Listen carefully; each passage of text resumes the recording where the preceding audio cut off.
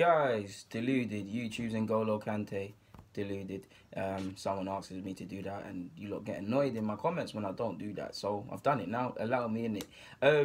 Chelsea. Now, I want to be very careful what I say, how I say it when I say crisis. Now, we know every year, every week, Chelsea or every Premier League team is in crisis. Arsenal always, as an Arsenal fan, we're always in crisis, and to a degree you could say we are, but then how do you quantify crisis? How do you quantify a crisis when the club is operating exactly how the people at the top want it to, when they're cash rich and they're strong financial results and all of these sort of things? How do you quantify that? Now, Chelsea, you could say a crisis. And again, I don't know Chelsea as much as the fans do and these things there. I'm just a man with an opinion, and I've simply asked some Chelsea fans for their opinions on the matter. But when you consider, yes, on paper, Conte is still the manager, but we all know it's likely he might step down. He's even spoke about upset about Uolumo departing the club, a person who we thought them two at loggerheads, said he helped him out a lot.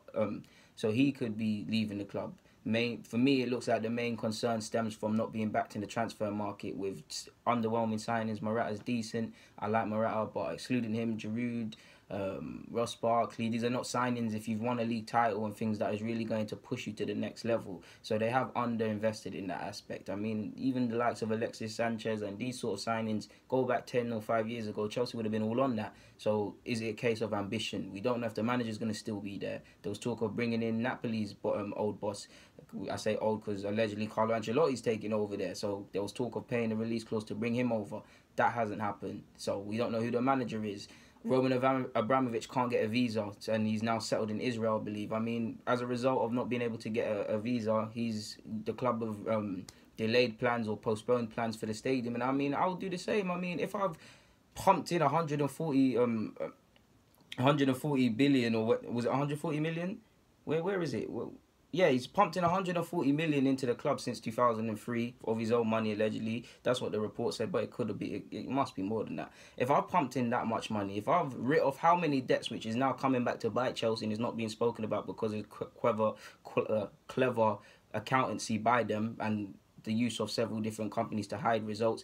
If I've invested so much into this club and taken them from relatively decent performing to Champions League and league titles and got star players and stuff, and you can't allow me in the country, why am I going to allow the club to... and I'm actually losing money at this via this club, with all of these things I've just said. Why are you going to invest further into the club if they want to allow you? Imagine that he invests into a stadium. In theory, at this moment in time, he's not able to step foot in. Imagine you technically own a stadium and you can't physically step foot in it. You're going to delay, postpone on investments and things like that naturally. So we're at loggerheads with the owner. The club is valued at 1.4 billion, I believe. Allegedly, Roman will sell for $1 billion. So that's a tidy little profit.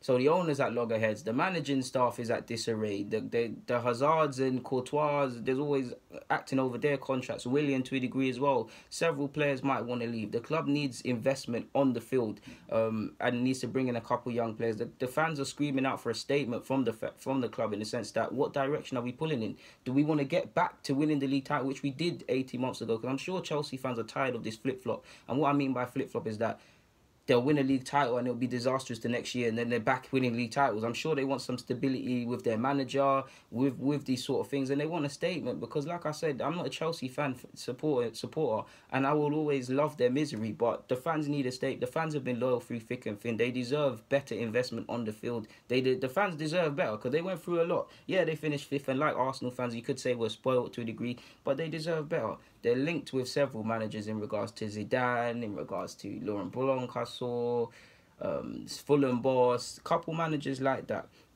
So the club need to ask, what direction do they want to head in? There's question marks over the board members, question marks over the players, question marks over the manager, and the owner's maybe not saying he's selling the club, but question marks over the direction. If the owner can't be let in the country, if I was Roman Abramovich, I'm not investing substantial amounts in this club if you can't allow me in the country for whatever reason, whether it's geopolitical, away from football, whatever. I wouldn't be happy with that, to be honest. Chelsea need to decide what they want to do. Even when I'm so sure Giroud's contract's up in 2019. I could be wrong, and there could be an option of another year. But stuff like that, he's as decent as Giroud was for Arsenal. it did not make sense for, broadly speaking, for Chelsea to, obviously it did, but broadly speaking, for Chelsea to sign him, because he's not going to improve. They're not going to make money on that. It doesn't make sense. It didn't make sense. Like, if I'm Hazard and that, of course I'd be considering my future. And they keep issuing statements, most recently after the FA Cup final, to kind of put the ball in the club's court. You give us signings that will stand up and make us count, and we'll be cool. Because of the financial manipulations to a degree, I'm not an accountant, so I don't know. You have to wonder, do Chelsea actually have money? The talk was Roman's not investing in the club anymore and things like that, and the club are selling players and things. But when you see that, I believe the year they sold Oscar, it hit, because of that sale, it hid a loss. So the club's always making a loss. It's not healthy. Apparently the credit isn't that high at Chelsea as well. Again, this is all hearsay. So if your credit rating, or if you're disallowed from getting more credit than other clubs or whatever, you can't make investments, can you? Substantial investments, unless someone's going